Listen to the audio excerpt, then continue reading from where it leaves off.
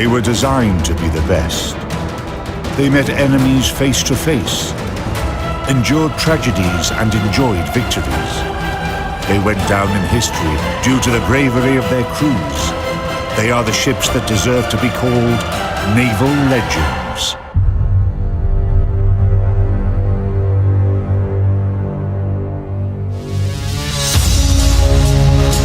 In this episode, the aviation of Essex-class aircraft carriers, terror of the Pacific Ocean.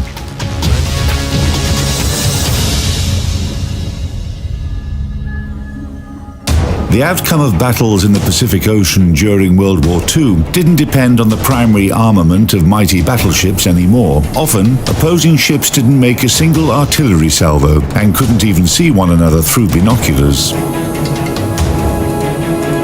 Pearl Harbor, the bombing of Tokyo, the clash of aircraft carriers in the Coral Sea, the main characters in these operations were the carrier aviation. In the first year of the war, the Japanese army achieved a number of significant victories and captured almost all of Southeast Asia, while the Imperial fleet was dominating in the Pacific Ocean.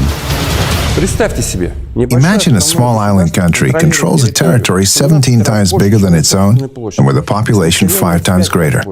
However, it's one thing to conquer, it's another thing to retain it. In the summer of 1942, the Japanese suffered a crushing defeat in the Battle of Midway. It's after this victory that the Americans started active offensive actions. Japan manufactured 18 aircraft carriers over the course of the war, not counting those commissioned before the war. Meanwhile, the U.S. economy could accommodate the construction of 150 aircraft carriers. Essex-class aircraft carriers became the main striking force of the U.S. Navy and were pivotal in the war in the Pacific.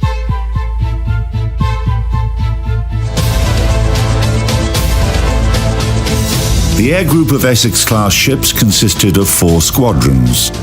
Reconnaissance, bomber, and torpedo bomber squadrons had 18 aircraft each. The fighter squadron was reinforced and had 36 aircraft instead of 18. It was a timely decision. These were the fighters who gradually started to win in the Pacific skies.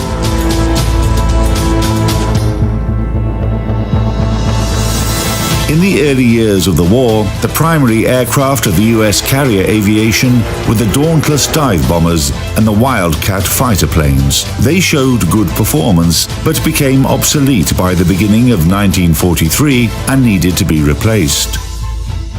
Modern Avenger torpedo bombers were the first to appear on the flight decks and in the hangars of Essex-class carriers. Grumman TBF/TBM Avenger torpedo bomber. Maximum takeoff weight 18,268 pounds. Engine power 1,900 brake horsepower. Maximum speed 276 miles per hour. Armament 2 times M2 machine guns, caliber 0.5 inches. 1 times M2 machine gun in the upper turret, caliber 0.5 inches. 1 times M1919 machine gun in the lower turret, caliber 0.3 inches. A torpedo or bomb load up to 2,000 pounds, including 8 times 5-inch HVAR rockets. It was a very effective airplane and a good demonstration of one of the advantages the U.S. Navy had over our adversary, the Japanese, in that Second World War. Not only could we produce more aircraft carriers, but we could produce more aircraft.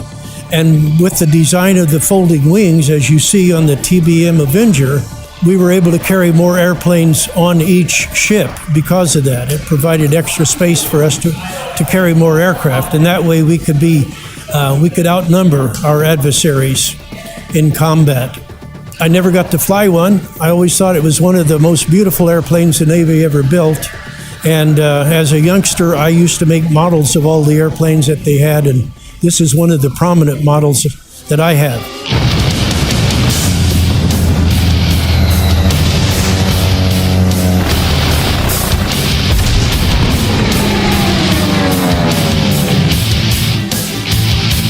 Avengers took their rightful place on aircraft carriers, while the obsolete Dauntless and Wildcat planes were replaced by the Helldiver dive bombers and the Hellcat fighter planes.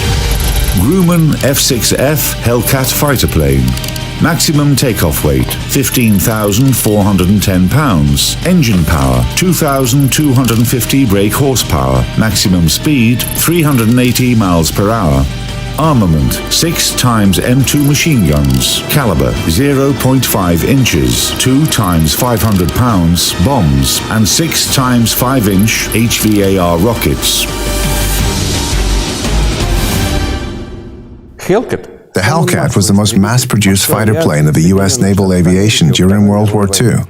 U.S. engineers installed a more powerful engine than the one found on the previous model, the Wildcat, thus improving the flight characteristics. The new fighter had greater maneuverability, speed, as well as fuel and ammunition capacity.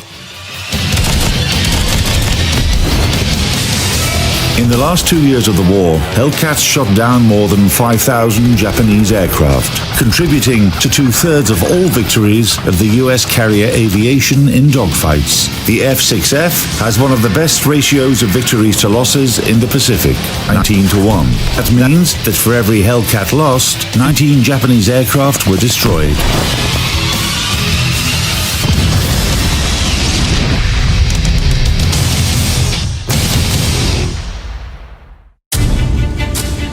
The Helldiver was the most ambiguous plane of the Essex's carrier aviation.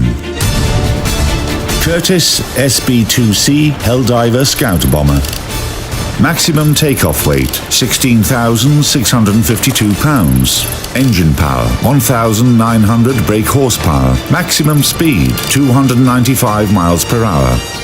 Armament, 2 times Mark II cannons, caliber 0.8 inches. Twin-mount M19-19 machine gun in the upper turret, caliber 0.3 inch. Total bomb load up to 2,002 pounds, including 8 times 5-inch HVAR rockets. This aircraft wasn't easy to handle. The landing gear legs of these machines would literally collapse the moment they touched the flight deck, while braking barriers failed to catch them. When a Helldiver was going to land, all personnel were removed from the deck. The explanation is quite simple. This aircraft had quite poor flight characteristics, especially when landing on a moving deck. In addition, it would often lose its ammunition, which didn't add to its reliability. That's why, when the aircraft initially began service, the U.S. sailors nicknamed it the Big-Tailed Beast. However, Helldivers had some noteworthy advantages. They were fast for a bomber and were able to sustain serious damage. The shortcomings were fixed in the later versions, but the pilots kept their prejudice against Helldivers until the end of the war. The F-4U Corsair fighter bomber was the last to appear on Essex-class aircraft carriers. Vought F-4U Corsair fighter bomber. Maximum takeoff weight, 14,670 pounds. Engine power, 2,100 brake horsepower. Maximum speed, 448 miles per hour.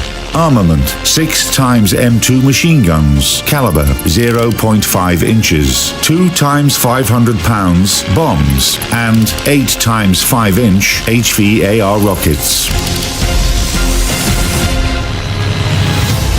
The enemy nicknamed it Whistling Death.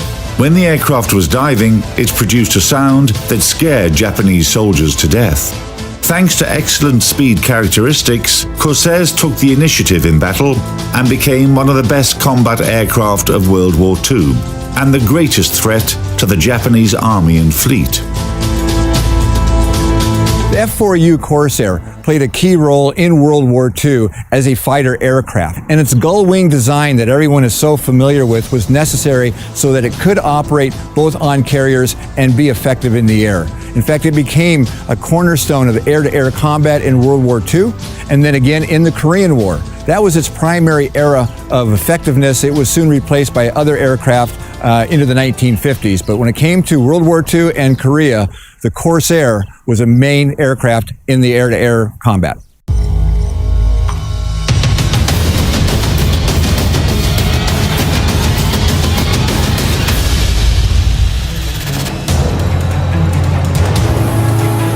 Every flight operation had difficulties for US pilots of the carrier aviation.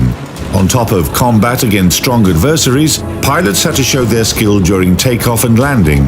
Aircraft could be sent on missions in bad weather or at night. Nighttime was kind of a nightmare. It was, of course, dark. We only had red lights operating on the flight deck so that our eyes didn't dilate. And on this ship, it required movement of the aircraft, which was rather unusual. As our operations day would begin, they would take half the air group, put them on the flight deck at the rear, fill them all with gasoline, bombs and rockets and ammunition, and then they would start them up and taxi forward, and then they would launch them. As soon as they were launched, they would bring up the other half of the air group, position them at the back, fill them with gasoline, bombs, rockets, and ammunition, then start their engines, have them taxi forward, and then launch. And usually just as the last one was launching, the original group that went was coming back to land on board. After they landed then, it was necessary to taxi forward and park the airplanes on the side of the flight deck in a parallel position. And then after everybody had recovered from the launch, then all of those airplanes were moved to the rear using tractors. And then they were refueled, got new bombs and rockets and so forth. This went on for 12 hours a day, and you can imagine what a circus this became on the flight deck.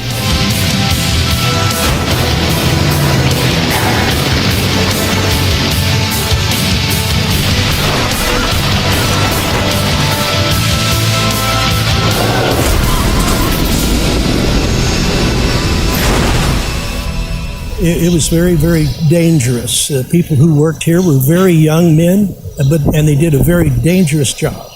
And they did a very good job of it, too.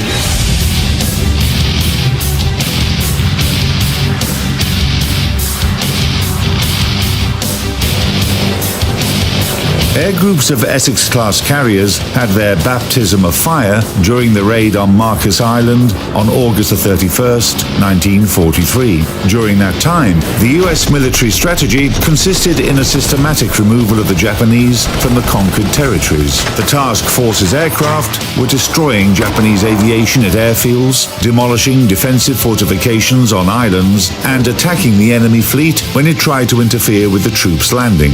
As a result of these local operations, the Japanese army was diminishing by the minute.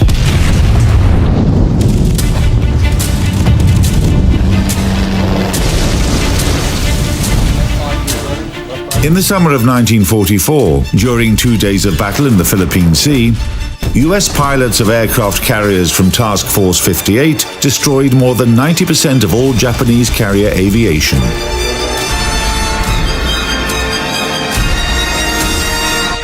By the spring of 1945, the US fleet was reinforced with another 5 new Essex-class ships. The Japanese had nothing that could oppose them.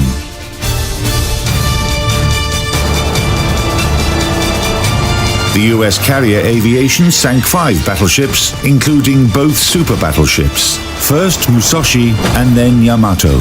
They also sank 11 aircraft carriers, 14 cruisers, and many other enemy ships. That's when the Japanese command turned to their last resort, to change the situation in the sky over the Pacific Ocean. The Spirit wind became the main enemy of the US fleet. Kamikaze is translated from the Japanese as the spirit wind, meaning the wind that must crush the enemies of Japan. Battles in the Philippine Sea made it obvious that the training of Japanese pilots is much worse than that of their US counterparts. Apart from that, the United States were producing far more aircraft than Japan. Under these circumstances, the Japanese command decided to bring back the spirit wind tactics, which could help them prevail over the United States. To this end, they recruited conscripts that could barely fly an aircraft. They had a single mission: take off in a plane stuffed with explosives and fly it into an enemy ship. However, not only inexperienced pilots participated in such attacks. Rear Admiral Arima aimed his plane at the U.S. aircraft carrier Franklin. Essex-class heavy aircraft carriers remained their main targets. Kamikazes could act individually, in pairs, or even in large squadrons. During the last year of the Pacific War, they succeeded in damaging 8 Essex-class ships. However, it didn't have a significant influence on the balance of force. Not a single aircraft carrier was sunk. Even the seriously damaged USS Franklin CV-13 and USS Bunker Hill CV-17 were able to get to the Pearl Harbor base without assistance.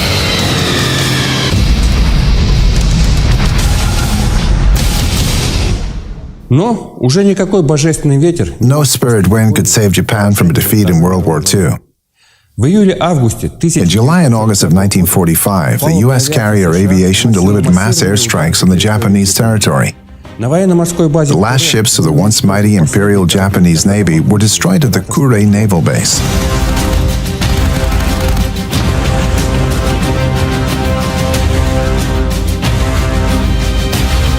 US historians call Essex-class aircraft carriers Pacific champions and masters of the Pacific Ocean. Pilots of the US carrier aviation shot down more than 9,000 enemy aircraft in dogfights, and almost half of them are attributed to planes launched from Essex-class ships. The powerful US economy crushed and broke the aggressive samurai spirit by the end of the war, and the Essex-class ships' air groups made a very important contribution to the victory of the United States in the Pacific Ocean.